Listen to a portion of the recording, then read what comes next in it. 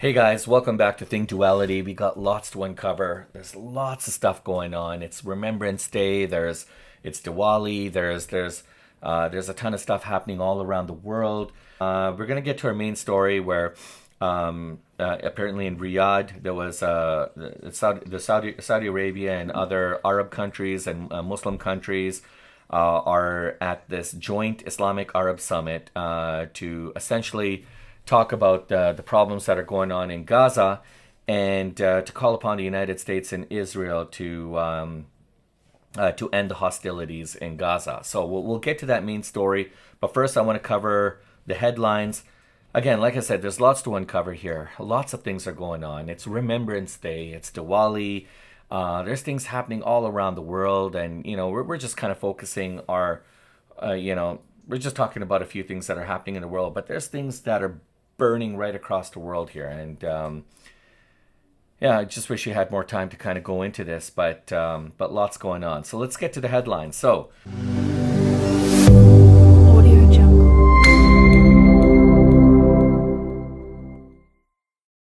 Olaf Scholz. Olaf Scholz is the German chancellor.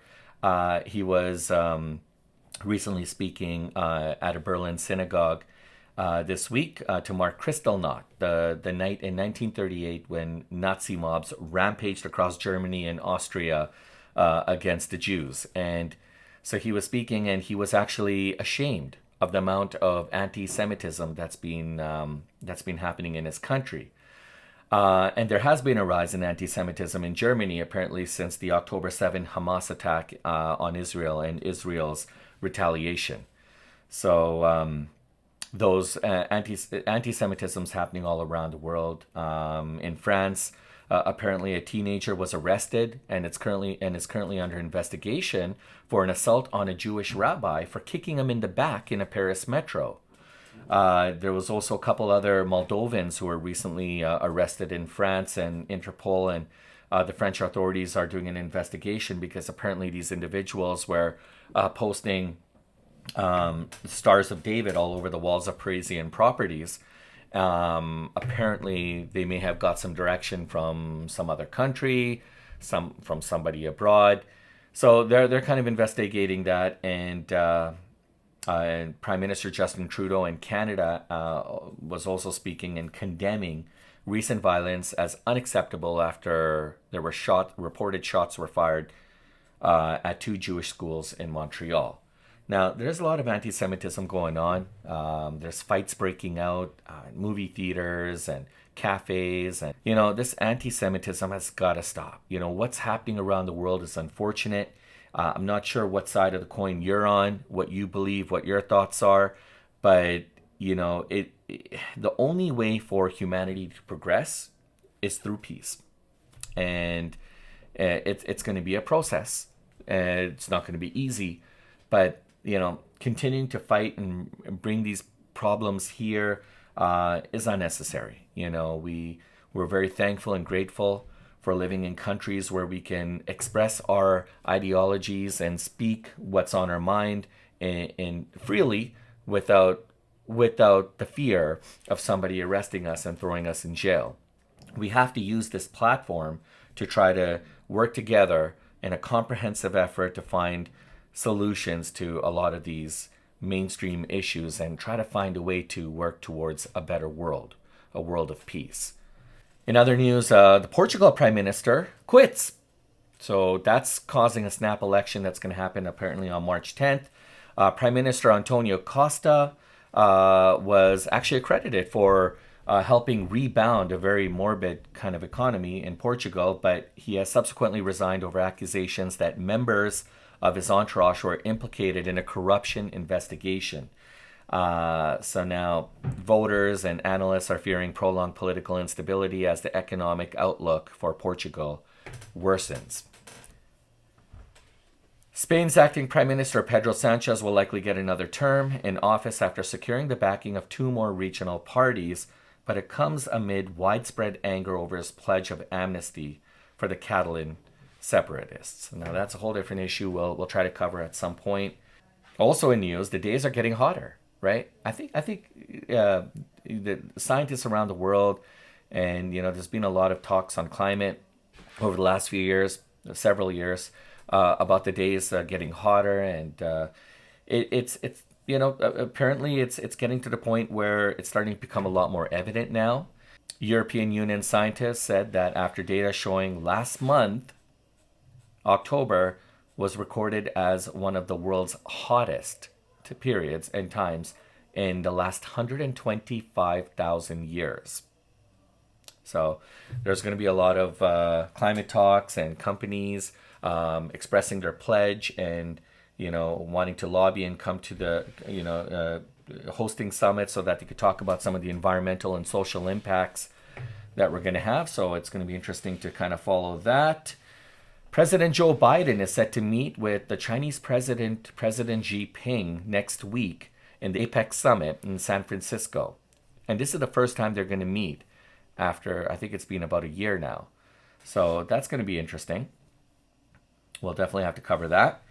Not sure if you've been following the news here in the UK, but Britain's Home Minister, Suella Braverman, is under a lot of criticism as of late for her comments on the homeless. And apparently, she referred to as people living homeless and in tents on the streets as a lifestyle choice. Now, apparently, she floated this idea of limiting the use of tents by homeless people in a move that was obviously widely criticized by a lot of charities, including the London Mayor Sadiq Khan and a lot of lawmakers and people within her own Conservative Party. So some very shallow comments. Apparently she said, we cannot allow our streets to be taken over by rows of tents occupied by people, many of them abroad, living on the streets as a lifestyle choice. So apparently she said this on X, formerly known as Twitter. Apparently there's been a lot of injuries for employees working at SpaceX. 600 injuries of SpaceX workers since 2014. A lot of employers are complaining that they've been paying the price for Elon Musk's relentless push to colonize Mars at a breakneck speed. So, okay, to our main story. So Arab and Muslim leaders are calling for immediate end to the Gaza war. Now, Saudi Arabia and Muslim countries called on Saturday for an immediate end to military operations in Gaza, declaring at a joint Islamic Arab summit that was held in Riyadh, that's being held currently in Riyadh, indicating that Israel bears responsibility for crimes against Palestinians. Now, the Crown Prince Mohammed bin Salman, Saudi Arabia's ruler, gathered Arab and Muslim leaders for the summit, as the kingdom has obviously thought of itself, or is trying to exert itself, as a means of influence to press the United States and Israel for an end to hostilities in that region. Now, dozens of leaders have attended the summit, including the Iranian President Ibrahim Raisi, the Turkish President Erdogan, Qatar's Emir Sheikh Tamim bin Hamad Al Thani, and Syria's President Bashar al-Assad, who was welcomed back into the Arab League earlier this year. They all attended this meeting. Now, Prince Mohammed addressed the summit by saying that the kingdom affirms its condemnation and categorical rejection of this barbaric war against the people of Palestine. He also indicated that we're facing a humanitarian catastrophe and blames it solely on the face and failure of the Security Council and international community to put an end to Israeli violations of international laws. Now, Palestinian President Mahmoud Abbas said Palestinians are facing a genocidal war and called on the United States to end this Israeli aggression. The Iranian President Ibrahim Raisi said that at the time had come for action over the conflict in Gaza. So the time for talking is done. We've been talking for too long, according to Ibrahim Raisi, the Iranian president. And he said that the time for action for conflict in Gaza is now. And in his words, he stated that Gaza is not an arena for words. Too many words, too many people talking, and there's no actions coming out of any of those discussions. This is This is Ibrahim Raisi, the Iranian president. It's the first visit to Saudi Arabia by an Iranian head of state since Tehran and Riyadh ended years of hostility under a China brokered deal in March. All right, so this is quite significant to have somebody of his status, Ibrahim Raisi's status, and people like Bashar al-Assad and other members of the Arab and Muslim League to all be in the same room together. So you can only imagine, I mean, if you wanted to be a fly on any wall, you would probably be a fly on that wall. I'm sure a lot of this obviously is public information. It's going to be reported in the news, but I'm sure there's a lot of discussions happening behind the scenes. But it'll be interesting to see what comes out of it. Now, Ibrahim Raisi hailed the Palestinian group Hamas for its war against Israel and urged Islamic countries to impose oil and goods sanctions on the country of Israel. He also went on to say that America claims that it doesn't want an expansion of the war and has sent messages to Iran and several countries to this effect. But these statements are not consistent with America's actions. A lot of people, especially in Iran, are doubting. These words are falling on deaf ears.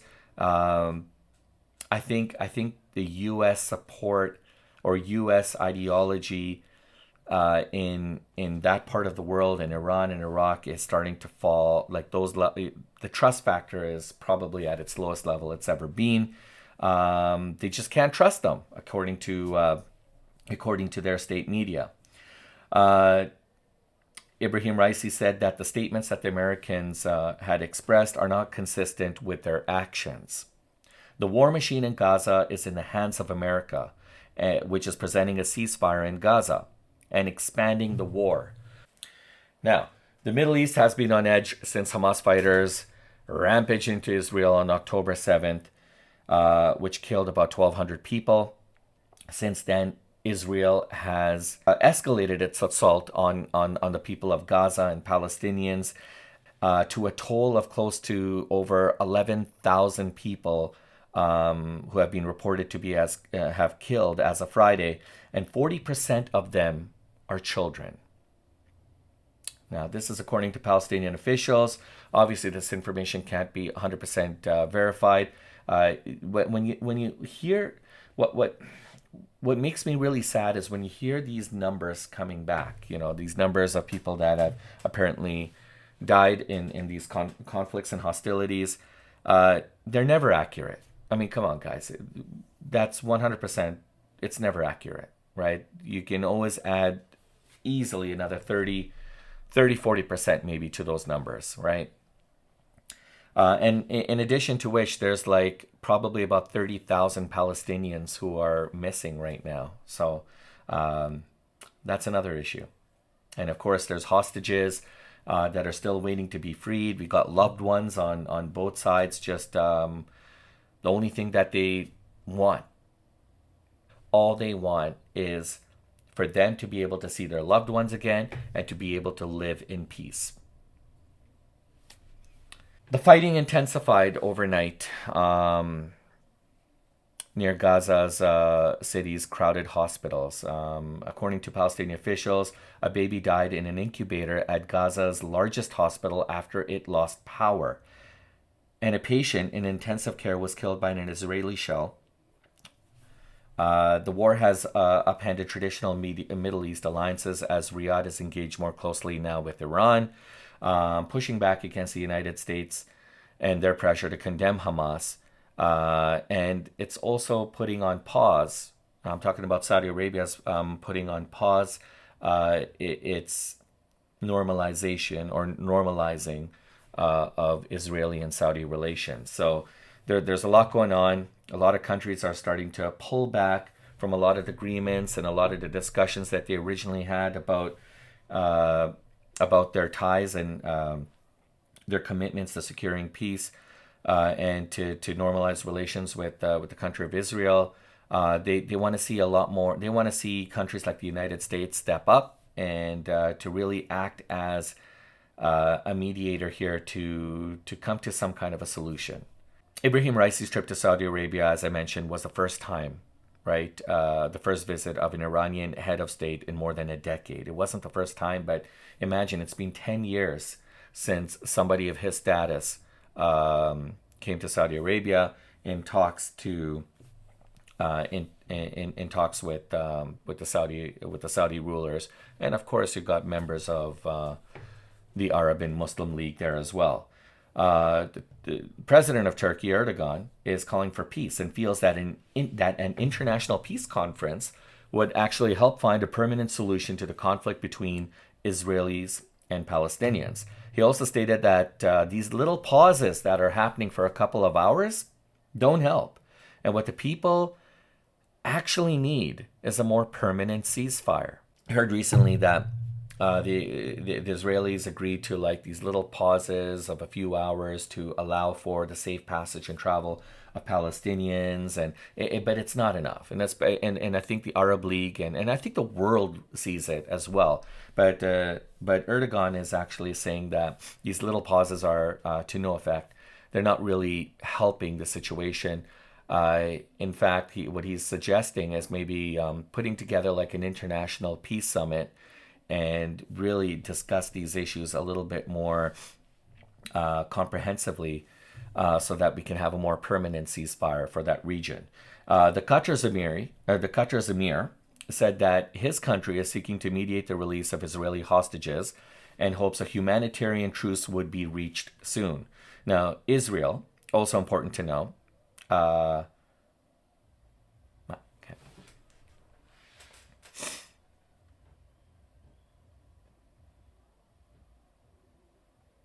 The Qatar's Emir said that his country is seeking to mediate the release of Israeli hostages and hopes a humanitarian truce would be reached soon.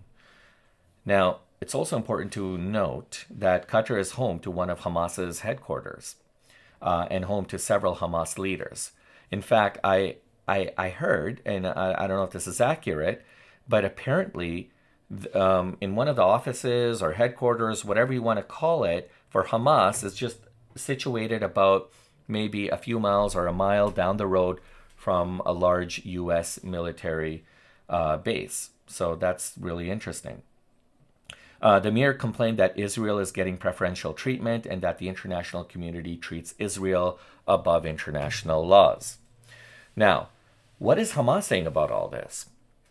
Hamas had called on the summit to take a historic and decisive decision and move to stop the Zionist aggression immediately. So Hamas is asking for all the Arab and Muslim leaders to find some kind of a solution, to work with them, to work with everybody to stop all this Zionist aggression. Now, apparently there's a lot of, when you're talking about this aggression, there's a lot of complaints about, like Jewish settlers, bulldozing and taking over land that once belonged to Palestinians living there. And also we're talking about all the other aggressive things that have been happening as of late, the continued bombardment of innocent people. Now, Israel claims that they can't stop until they get all the leaders of Hamas. Now, there's areas where this bombardment is happening, and a lot of Palestinians are saying, and people who work at the hospitals, for instance, are saying that, look, there's no Hamas leaders here. And they're pretty certain of that because one individual was saying if Hamas was actually here, hiding in a hospital, then all these other doctors and member nations that have supplied humanitarian and and doctors and nurses and people to help would not be working out of that facility if they knew that Hamas was there. So they're a little confused as to why those facilities and that region continues to get bombarded. So that seems like it's a valid point. Arab foreign ministers were divided as some countries led by Algeria called for a more complete cut in diplomatic ties with Israel. Some other Arab countries, which have established diplomatic relations with Israel, pushed back, stressing the need for more diplomatic discussions and to keep the channels open with Netanyahu's government. Now, these are the headlines from the summit happening in Saudi Arabia. In simple terms, the leaders from Saudi Arabia and other Muslim countries essentially met and are meeting right now as we speak to discuss the conflict in Gaza. And this is all happening in Riyadh. They blamed Israel for what they call crimes against Palestinians. The Saudi crown prince condemned the war, and leaders like the Iranian President Ibrahim Raisi and the Turkish President Erdogan had called for action to stop the conflict. Now, the meeting highlights tensions in the Middle East over the Gaza situation, with some countries advocating for stronger measures against Israel. Additionally, I've been talking a lot about the Iranian president. This is the first time in a decade that somebody of his level of status has participated in these kind of talks on Saudi soil. Now, he praised the Palestinian group Hamas for resisting Israel and suggested imposing heavy sanctions on Israel. The visit by the Iranian president to Saudi Arabia is obviously significant for many reasons that I mentioned, but people are wondering what exactly is the Iranian government going to do? Are they going to take a lead on trying to end this conflict? Could this be in a more diplomatic fashion, or are they going to do it in a way where they're going to fight using their military and get involved in a conflict, or are they not going to do anything at all? So a lot of people are kind of curious as to what's going to happen. I believe Hassan Nasrallah, the leader of the Hezbollah, is supposed to be talking today as well too. I could be wrong about that, but I'd be curious to know what he's saying.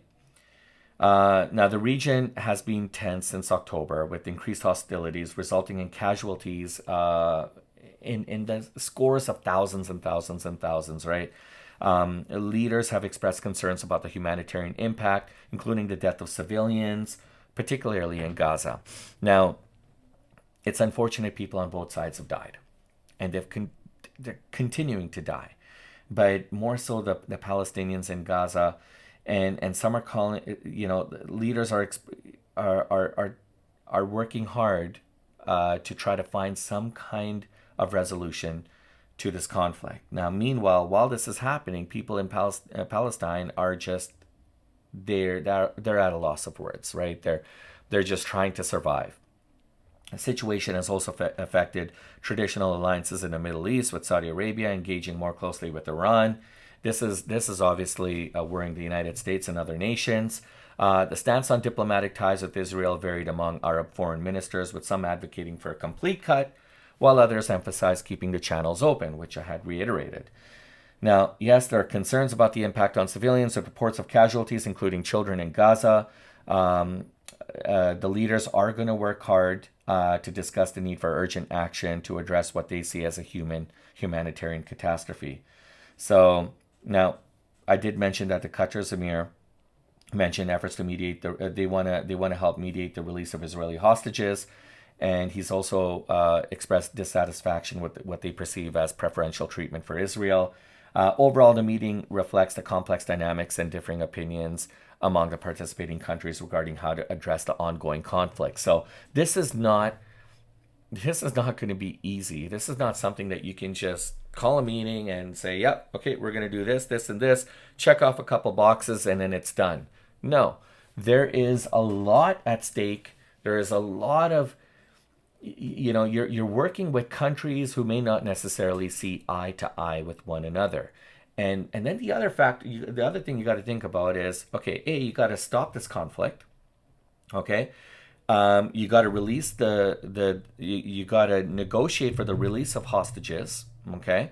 You got to stop this conflict, stop the bombardment, and you got to get aid in Gaza. It's absolutely imperative for humanitarian aid to filter through and funnel through into Gaza. Having 20, 30 trucks coming into Gaza is nowhere near. There have been talks about how some world leaders are claiming that you need about 400, 500 trucks coming in daily. That's how many trucks they need. And I even think it's going to be more than that. But how does that happen if the war continues to go on, right? The other thing that there's going to be obviously ongoing discussions about rebuilding Palestine, rebuilding Gaza. I mean, there's billions of dollars worth of damage to that region. I think it's in the hundreds of billions of dollars. I think I read somewhere where they claimed somebody had estimated that it was about $4 billion. I mean, $4 billion is nothing. $4 billion will buy you an NBA team if you're lucky. Probably not. I think it's like $4 to $6 billion now. I think they need hundreds of billions of dollars just to repair that country. But more importantly, they need to do something about bringing humanitarian aid to that region and ending the hostilities as soon as they can. So we'll be following this news. We're out of time, guys, but look, my set is falling here. I got to get a new set. I got to figure this out. I think there's like wrinkles in my concrete canvas. Guys, I want to thank you. I want to thank all of you. I know we're just a small little YouTube channel right now. We're trying our best to grow and to provide you with content that we feel is not only viable but valuable. And please leave your comments, like, share, anything you can do to support our channel. We've also got merch. We've got t-shirts and things that we're selling. We've got stickers. All kinds of cool things. I think our logo is just really kick-ass, if it's okay to say that, and it's really nice. So if you guys can support us in any which way you can, we'd be greatly appreciated. That money, obviously, the money that we would make from the profits of our purchases, we could use towards rebuilding our set and, of course, putting it back into some more high-quality technology to provide you with high-quality content as we move forward. Again, thank you, everybody. And I'd love to know who our subscribers are. I know we don't have a lot of subscribers right now, but when we get to that point, I would like to at least acknowledge our subscribers and acknowledge those who are supporting us, should you want to be acknowledged, of course. And just again, a heartfelt thank you to everybody that's out there.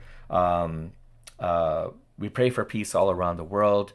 And, unfortunately, there's just a lot of things that are going on. It's just a very terrible time. There's talks of another pandemic, with everything that's going on. It just seems like there's just more fuel being added to the fire every day. And we're going to be here as to the best of our abilities to continue to provide this content so we can stay abreast and stay ahead with what's going on and to provide you with that information as it becomes available. I look forward to the next one, guys. And in the meantime, enjoy your weekend and do the best that you can each and every day. We'll see you guys.